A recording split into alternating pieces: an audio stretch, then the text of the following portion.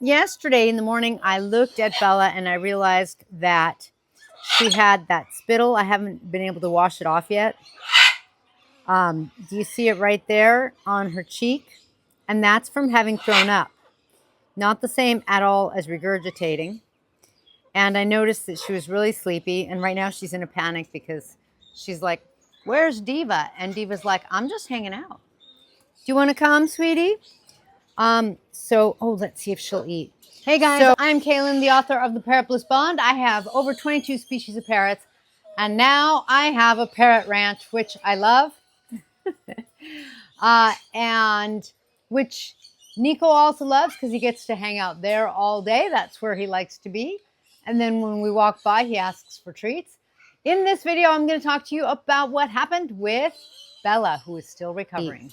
So, I was worried and I was busy washing a cage because I was going to put her in a hospital cage, meaning a smaller cage where she could hopefully rest, that kind of thing. And as I did, she fell to the bottom of her cage and I think had a seizure because later on she had more seizures. Now, when you see her bare tummy, don't worry. If you're not familiar with my videos, we adopted her that way. If you see the black on her, don't worry. I will explain why I think that's actually good. So we didn't know what was going on. I immediately touched her keel bone, and her keel bone, actually, since she has a bare tummy, I could try to show you, but I can't quite reach. On Diva's like, nope. Let's see. Will you show us your keel bone, sweetie? Hello, Bliss. This is Bliss Artimna, who only wants pets. She's like, you can't see my keel. You can pet me. The keel bone's right there. I can feel the bone. It's sort of like a spine. All right. Hello, Bliss. Now back to the girls. So I felt her keel bone, and it felt a little low, but okay, which means that this hadn't been going on for a long time. And the day before, she seemed perfectly fine. But like now, except worse, she seemed sleepy. As a matter of fact, one of her eyes wouldn't even open. So I immediately took her down, put her right in there in a hospital bin. She got downgraded from a hospital cage to a bin because I noticed that she couldn't balance and that kind of thing. And we immediately gave her some of the things that we keep on hand in our emergency kit, which are included in my book, The Parrot Keeper's Companion. If you don't have one of these, it has everything you're going to need, especially if you're new to parrots, to make sure you have everything you need. But because of that, I had our Pedialyte, which has electrolytes.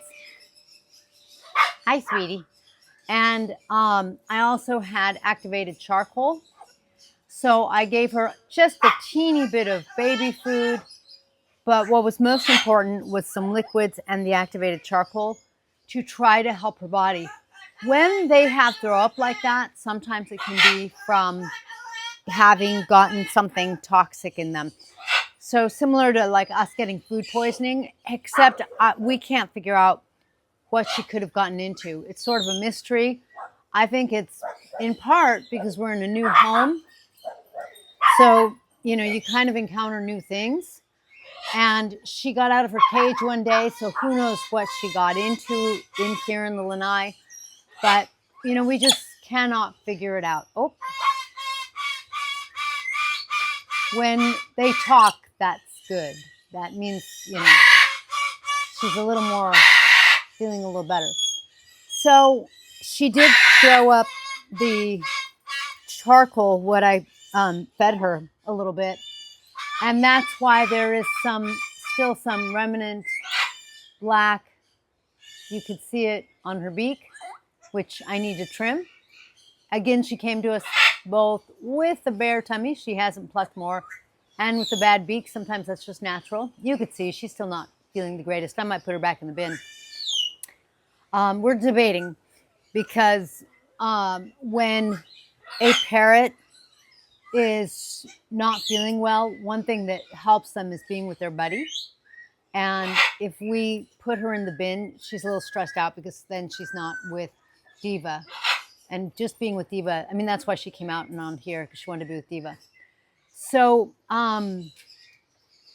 the concoction, I think, helped. And I wound up giving it to her 2 or 3 times during the day.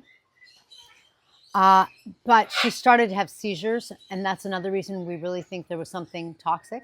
Hi, what you doing, Diva? Do you want a pet? No? Diva's like, no, you're not my favorite. Your husband is.